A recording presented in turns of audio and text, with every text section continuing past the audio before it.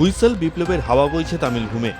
২৬-এর বিধানসভা নির্বাচনে ২৩৪টির মধ্যে ১০৮টি আসনে জয়ী হয়েছে দক্ষিণী তারকা থলাপতি বিজয়ের দল তামিলাগা ভেট্রি কাজাগাম বা টিভিকে। এই অবস্থায় রাজ্যপাল রাজেন্দ্র বিশ্বনাথ আর্লেকারের কাছে সরকার গড়ার জন্য ২ সপ্তাহ সময় চেয়েছেন টিভিকে প্রধান। গত ৫ দশকের ডিএমকে এডিএমকে বাইনারি ভেঙে দক্ষিণের রাজনীতিতে নতুন অধ্যায়ের সূচনা করেছেন অভিনেতা রাজনীতিক বিজয়। সরকার গড়ার জন্য প্রয়োজনীয় ১১৮টি আসনের চেয়ে 10টি আসন কম রয়েছে। সূত্রের খবর, কংগ্রেসের সঙ্গে এ নিয়ে আলোচনা করতে পারেন দলের প্রধান বিজয়। এদিকে বিধানসভা নির্বাচনে ডিএমকের সঙ্গে জোট বেঁধে টিভিকের বিরুদ্ধে লড়াই করেছে কংগ্রেস। এর মধ্যে রাজ্যপাল রাজেন্দ্র বিশ্বনাথ আর্লেকারের কাছে মুখ্যমন্ত্রী পদে ইস্তফাপত্র জমা দিয়েছেন ডিএমকের এমকে স্ট্যালিন। রাজ্যপাল তাঁর ইস্তফাপত্র গ্রহণ করেছেন, কিন্তু পরবর্তী মুখ্যমন্ত্রীর শপথ না নেওয়া পর্যন্ত তিনি কার্যকারী মুখ্যমন্ত্রী হিসেবে দায়িত্ব পালন করবেন। বিবৃতিতে জানিয়েছে তামিলনাড়ুর লোকভবন।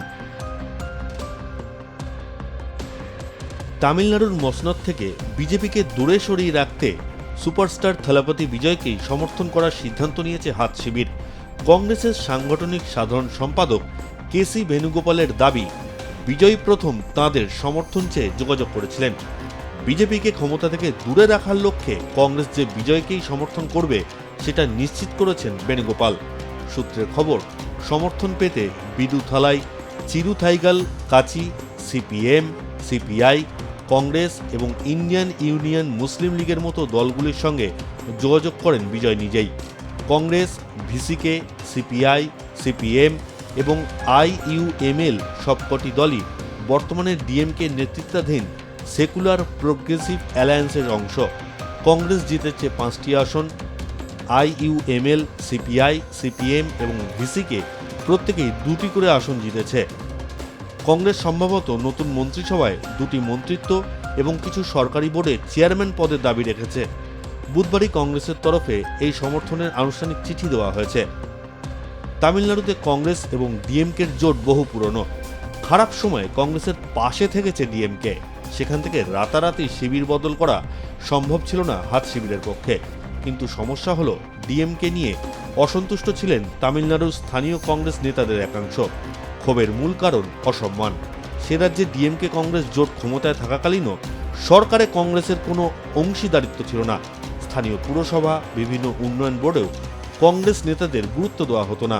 এমন নানা অভিযোগ তুলে ডিএমকের সঙ্গ ছাড়ার বার্তা দিচ্ছিলেন অনেক নেতা। সেই অংশটি চাইছিল ভোটের আগেই স্ট্যালিনকে ছেড়ে বিজয়ের হাত ধরতে। এমনকি রাহুল গান্ধী নিজেও বিজয়ের হাত ধরার পক্ষ ছিলেন, কিন্তু দলের অন্য নেতাদের চাপে ভোটের আগে সেটা সম্ভব হয়নি। কিন্তু ভোটের পর সেসব বাধা কেটেছে। আশঙ্কা, এখনই বিজয়কে ইন্ডিয়া জোটে সামিল করতে না পারলে ভবিষ্যতে বিজেপি তার দিকে হাত বাড়াতে পারে।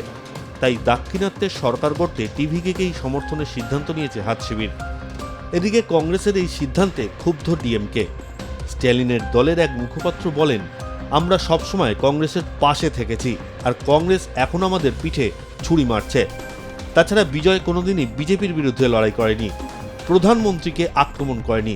তার সঙ্গে কংগ্রেসের জোট কিভাবে হতে পারে? হাত শিবিরের অবশ্য বক্তব্য, বিজয়ের দল ধর্ম নিরপেক্ষতাকে সামনে রেখে বিজয়ী হয়েছে। বিজেপিকে তামিলনাড়ুর মাটিতে ঠেকাতে হলে আঞ্চলিক ধর্মনিরপেক্ষ শক্তিকে সমর্থন দেওয়া কংগ্রেসের পুরনো সিদ্ধান্ত। দলের তরফে বলা হচ্ছে, সেই সিদ্ধান্তের কারণেই কংগ্রেস ডিএমকে জোটে ছিল। গত 23 এপ্রিল তামিলনাড়ুতে 234টি আসনে বিধানসভা ভোট হয়। থালাপতি বিজয়ের টিভিকে জয়ী হয়েছে 108টি আসনে। ডিএমকে কংগ্রেস জোটের ডিএমকে 59, কংগ্রেস 5, এডিএমকে 47টি আসন পেয়েছে। এছাড়া ইন্ডিয়ান ইউনিয়ন মুসলিম লীগ, সিপিআই, সিপিএম এবং ভিসিকে প্রত্যেকে 2টি করে আসন এবং ডিএমডিকে 1টি আসনে জয়ী হয়েছে। তামিলনাড়ু নির্বাচনের সবচেয়ে বড় চমক হল 3 দশকের বেশি সময় ধরে চলা দ্রাবিড় রাজনীতির দ্বিমুখী আধিপত্যের পতন। এমকে স্ট্যালিন তার নিজের কেন্দ্র কোলাথুরে পরাজিত হয়েছেন। এডিএমকে 3য় স্থানে নেমে গিয়েছে। বিজয়ের দাপটে কার্যত ধুয়ে মুছে গিয়েছে বড় বড় রাজনৈতিক সমীকরণ। বিজয় নিজে পেরাম্বুর এবং তিরুচিরাপল্লী পূর্ব 2 কেন্দ্র থেকেই জয়ী হয়েছেন। তাঁর দল প্রায় ৩৫% ভোটে শেয়ার পেয়ে এক বিশাল রেকর্ড করেছে। গত ফেব্রুয়ারি মাসে বিজয় যখন ঘোষণা করেছিলেন যে তিনি একা লড়বেন এবং ডিএমকে, এডিএমকে বা বিজেপি কারোর সঙ্গেই জোটে যাবেন না, তখন অনেকেই একে নিছক উচ্চাকাঙ্ক্ষা মনে করেছিলেন। কিন্তু দুর্নীতি বিরোধী প্রচার এবং বিকল্প শক্তির স্লোগান দিয়ে বিজয় কার্যত তামিলনাড়ুর রাজনীতির মূল চালিকা শক্তি। সরকার গঠন হলে 2024-এর ফেব্রুয়ারিতে দল গঠনের মাত্র 2 বছরের মাথায় ক্ষমতা দখল করে এক অনন্য নজির গড়বেন বিজয়। তামিলনাড়ুর জয়কে মানুষের আবেগপূর্ণ গণতন্ত্রের জয় বলে ব্যাখ্যা করেছেন বিজয়। তাঁর মতে দুর্নীতি এবং অর্থবলের শাসনকে পরাজিত করেছে সাধারণ মানুষ। ভোটের আগে বিজয় শিশুদের কাছে আবদার করেছিলেন তারা যেন টিভিকে ভোট দেওয়ার জন্য তাদের বাবা মায়ের কাছে জেদ করে বা তাঁদের বোঝায়। অভাবনীয় জয়ের পর বিজয় জানিয়েছেন তাঁর সেই কৌশল কাজে লেগেছে। ছোটরা তাদের ভালোবাসা দিয়ে পরিবারের বাকি সদস্যদের প্রভাবিত করেছে।